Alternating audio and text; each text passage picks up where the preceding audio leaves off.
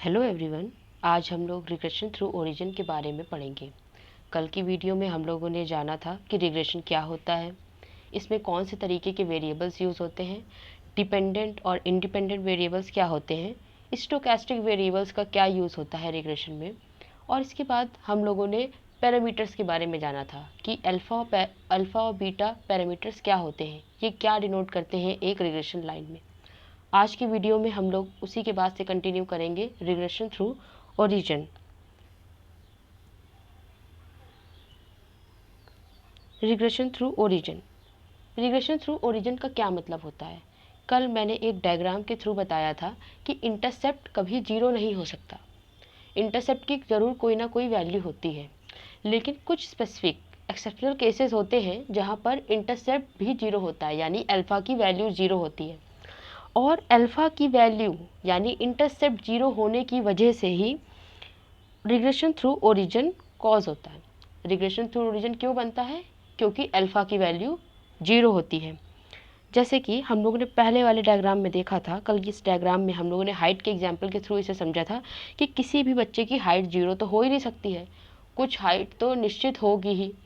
तो वो एक फिक्स जो हाइट है, जो कि किसी वेरिएबल को देखते हम लोगों ने कोई जो बहुत ही रिलायबल या फिर फिक्स वेरिएबल है उसको देखते हम लोगों ने कहा था कि अगर इस वेरिएबल पे इसकी हाइट डिपेंडेंट ज़्यादा है तो निश्चित ही इसकी हाइट इतनी तो होगी। जैसे कि हम लोगों ने पेरेंट्स की हाइट को एक इंडिपेंडेंट वेरिएबल माना था और बच्चे की हाइट को डिपेंडेंट वेरिएबल माना था, और बच्चे की हाइट पेरेंट्स की हाइट पे ही निर्भर करती है, ऐसा हम लोगों ने माना था। और भी अदर फैक्टर्स अफेक्ट करते हैं, बट जो मेनली अफेक्ट कर रहे थे वो पेरेंट्स की हाइट थी। तो बच्चे की हाइट यानी कि कुछ तो होगी, जीरो तो नहीं हो सकती। इसी वजह से यहाँ पर जो ये आप लोगों को ये अल्फ़ा की वैल्यू दिख रही है इस ग्राफ में, ये जो अल्फ़ा की वैल्यू इतनी है, इसको ही इतनी वैल्यू को ही इंटरसेप्ट कहते हैं। इसीलिए इस अल्फ़ा की वैल्यू है, इसी वजह से ये जो लाइन है वो यहाँ से गई हुई है। समझ पा रहे हैं आप लोग? अगर अल्फ़ा की कोई वैल्यू ना होती, यानी कि अल्फ़ा की वैल्यू अगर जीरो होती, तो फिर लाइन कहाँ से जाती? तो फिर ये लाइन ओरिजिन से जाती, यहाँ से। देख रहे हैं, यहाँ से ये लाइन जाती है ऐसे सीधे, ओरिजिन से जाती। लेकिन ऐसा नहीं हो रहा है, लाइन यहाँ से जा रही है, यानी कि इसका कोई इंटरसेप्ट है और इंटरसेप्ट की वैल्यू है बीटा। यहाँ पर ये जो है ये स्लोप पैरामीटर है, जो कि करस्पॉन्डिंग टू इंडिपेंडेंट वेरिएबल होता है। ठीक है, तो ये स्लोप होता है। बीटा की वैल्यू जैसे जैसे चेंज होती है वैसे वैसे स्लोप भी चेंज होता है। बीटा स्लोप होता है, स्लोप क्या डिटरमाइन करता है? रेट ऑफ चेंज डिटरमाइन करता है। ये बात आप लोगों को कल मैंने क्लियर कर दी थी। आई होप दोबारा से आप लोगों को ये बात क्लियर हो गई हो। अब हम लोग जानते हैं कि रिग्रेशन थ्रू ओरिजिन कैसे होता है। देखें यहाँ पर, in a simple linear regression model, when the intercept term is absent or zero, then that regression is known as regression through the origin। कह रहे हैं किसी भी सिंपल लीनियर रिग्रेशन मॉडल में अगर इंटरसेप्ट टर्म नहीं है या फिर इंटरसेप्ट टर्म की वैल्यू जीरो है, तो उस रिग्रेशन को हम लोग कहते हैं रिग्रेशन थ्रू द ओरिजिन। जैसे कि इस इक्वेशन को देखें, y I is equal to beta x I plus you i, इसमें अल्फ़ा कांस्टेंट टर्म नहीं है।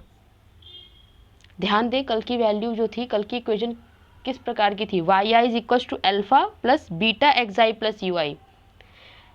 वाई आई डिपेंडेंट वेरिएबल था, एक्स आई जो था इंडिपेंडेंट वेरिएबल था, और यू आई स्टोकेस्टिक वेरिएबल था। बीटा हमारा स्लोप पैरामीटर था और अल्फ़ा हमारा इंटरसेप्ट पैरामीटर था। आप लोगों को फिर से एक बार मैं रिवाइज कराने के लिए उस इक्वेशन को दिखा देती हूँ।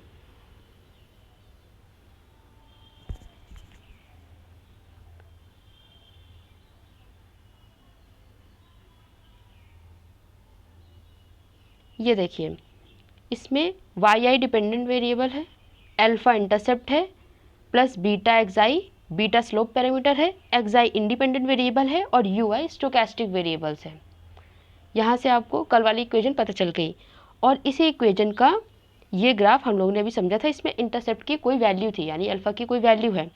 लेकिन अभी जो हम लोग देख रहे हैं रिग्रेशन थ्रू ओरिजिन में, इसमें देखें रिग्रेशन थ्रू ओरिजिन में अल्फ़ा जो है वो यहाँ पर एब्सेंट है, यानी अल्फ़ा की वैल्यू 0 है, इसलिए इसको रिग्रेशन थ्रू ओरिजिन कहते हैं। ये इसकी लाइन ओरिजिन, इसकी स्लोप की जो लाइन होती है वो ओरिजिन से पास हो रही है अल्फ़ा इज इक्वल्स टू 0।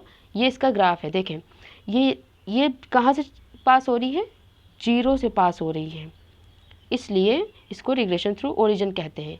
और ये इसका स्लोप है, बीटा इसका स्लोप डिटरमाइन कर रहा है। स्लोप जैसे जैसे एक्स की वैल्यूज चेंज होंगी वैसे वैसे स्लोप भी चेंज होगा। वाई यानी डिपेंडेंट वेरिएबल कैसे चेंज होता है, इंडिपेंडेंट वेरिएबल जैसे जैसे चेंज होगा वैसे वैसे डिपेंडेंट वेरिएबल अपने आप उसके बेसिस पे चेंज होगा।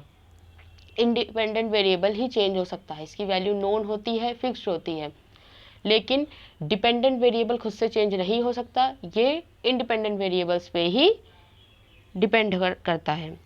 अब हम लोग जानेंगे कौन से स्पेशल केसेस हैं जिसमें ओरिजिन जो होता है रिग्रेशन थ्रू ओरिजिन होता है, मॉडल्स जिसमें रिग्रेशन थ्रू ओरिजिन होता है, मतलब इंटरसेप्ट टाइम 0 होता है, ऐसे कौन कौन से मॉडल्स हैं। तो सबसे पहले capital asset pricing model CAPM of modern portfolio theory.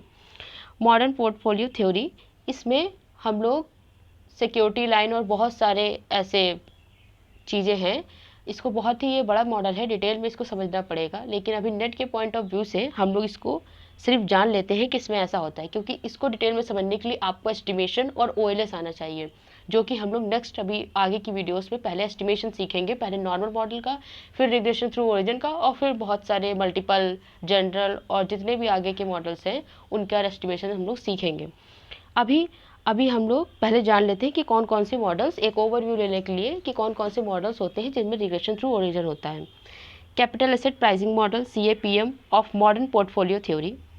दूसरा मिल्टन फ्रीडमैन्स परमानेंट इनकम हाइपोथेसिस, जो कि बहुत ही फेमस है, सबने पढ़ा होगा मैक्रो इकोनॉमिक्स में, मिल्टन फ्रीडमैन्स का परमानेंट इनकम हाइपोथेसिस मॉडल, जिसमें हम लोग कहते हैं कि जो इनकम है, एक जो पूरी टोटल इनकम है वो किसका किसका किसका सम होती है, ट्रांजिटरी और परमानेंट इनकम का। जो टोटल इनकम होती है वो किसका सम होती है, एक परमानेंट इनकम का और एक ट्रांजिटरी इनकम का। ट्रांजिटरी परमानेंट इनकम जो उसकी सैलरी है, जो उसको हर मंथ मिल रही है, और ट्रांजिटरी इनकम क्या होती है, जो कि कोई बोनस उसको मिल गया, कोई इंक्रीमेंट मिल गया सैलरी में, एक किसी भी मंथ में मिल गया उसको, या फिर उसको किसी भी कोई उसका वर्क अच्छा हुआ तो उसको कुछ भी अदर उसको बोनस मिला, कोई भी ऐसी उसको सैलरी में उसका एनहांसमेंट होना, इंक्रीमेंट होना, इसको हम लोग कहते हैं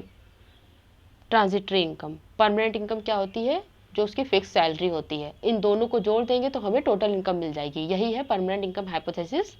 इसकी भी पूरी मैक्रो इकोनॉमिक पे डेरिवेशंस हैं, लेकिन हम लोग सिर्फ इतना ही जानेंगे कि इसमें रिग्रेशन थ्रू ओरिजिन होता है। और फिर कॉस्ट एनालिसिस थ्योरी, इसमें भी हम लोग रिग्रेशन थ्रू ओरिजिन देखने को मिलता है इसमें भी।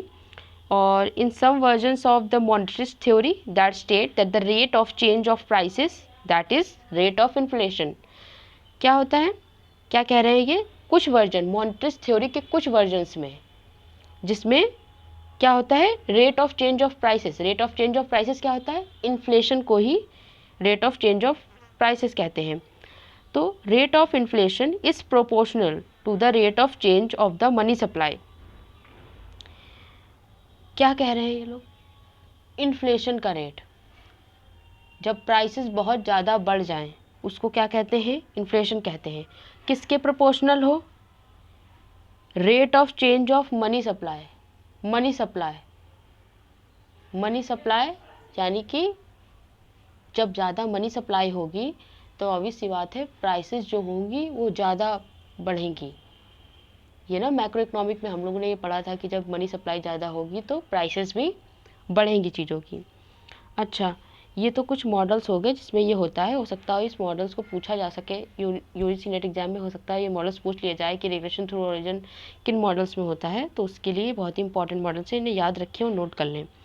इसके बाद हम लोग जानेंगे अभी रिग्रेशन थ्रू ओरिजिन में कौन सा R² कैलकुलेट करते हैं। जैसे हम लोग एक R² होता है, एक एडजस्टेड R² होता है, इसको पूरा हम लोग आगे की वीडियोस में पूरा एक्सप्लेन करेंगे। अभी हम लोग इसको ओवरव्यू देख लेते हैं इसका एक बार कि इसमें कौन सा, ये बहुत इंपॉर्टेंट पॉइंट है रिग्रेशन थ्रू ओरिजिन का, कि कौन सा आर स्क्वायर यूज़ होता है रिग्रेशन थ्रू ओरिजिन में।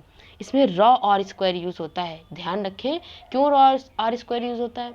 क्योंकि हम लोग इंटरसेप्ट टर्म को नेग्लेक्ट कर रहे हैं। यहाँ पर इंटरसेप्ट जो टर्म है वो 0 है, और बाकी जितने भी रिग्रेशन होते हैं उसमें इंटरसेप्ट टर्म की कोई वैल्यू होती है, और इंटरसेप्ट टर्म 0 है। इसके ये अफेक्ट करेगा, शायद एरर्स भी कॉज करे रिग्रेशन एनालिसिस में। इस वजह से इसमें रॉ आर स्क्वायर यूज़ होता है।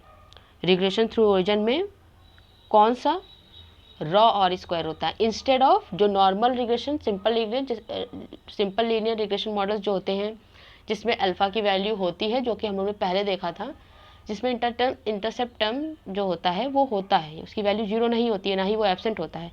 उसमें हम लोग क्या यूज़ करते हैं, आर स्क्वायर करते हैं, एडजस्टेड आर स्क्वायर करते हैं। लेकिन यहाँ पर हम लोग रॉ आर स्क्वायर करेंगे, और रॉ आर स्क्वायर की जो वैल्यू है sigma x i Y i to the whole square upon sigma x i का स्क्वायर सिग्मा वाई आई का स्क्वायर। इस फार्मूला को हम लोग आगे की वीडियोस में OLS एस्टिमेशन के बाद ही इसे प्रूफ करेंगे। अब हम लोग आगे बढ़ते हैं।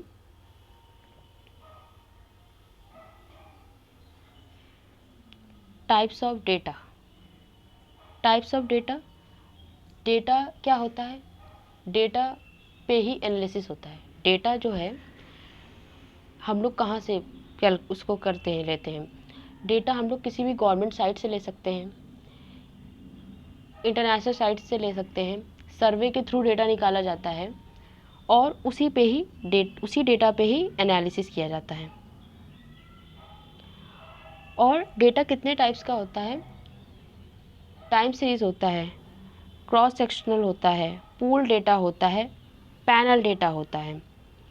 अब ये जितने भी टाइप्स के डेटा हैं ये हम लोग नेक्स्ट वीडियो में करेंगे, और अभी के लिए आप रिग्रेशन थ्रू ओरिजिन को एक बार फिर से रिवाइज कर लें कि इसमें क्या क्या मेन पॉइंट्स हैं, और वीडियो को लाइक और सब्सक्राइब ज़रूर कर दें, जिससे कि सारे टॉपिक डिटेल में आपको मिलते रहें।